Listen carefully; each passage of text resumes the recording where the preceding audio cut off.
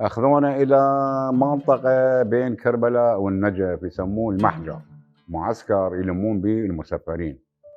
فإجوا علينا بالليل اعطونا كل واحد 100 دينار، هاي مذكورة، اعطونا كل واحد 100 دينار وصعدونا بالإيفات، الإيفات العسكرية لا سامح بها مال الجيش.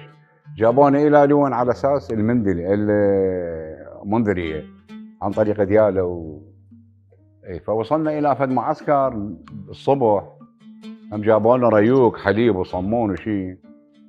احنا قاعدين بالسياره كل يوم ويا العوائل، انا قاعد ويا عوائل كنت قاعد بالسياره. اجوا الامن نزلوا الشباب اللي عمره 18 سنه. هذا ما شايف عاد راحوا وصلوا الى ايران. اي انا وصلت الى 7 8 9 احنا وصلنا. نزلوني قلت خير، قالوا باوع جماعتنا الكرد الفيليه مال بغداد والمناطق شو اسمه فكلها بالمعسكر. نزلونا فرجعونا لوين؟ الى سجن بعقوبه. سجن بعقوبه القديم بال 63 يسموه سجن ابو الجام.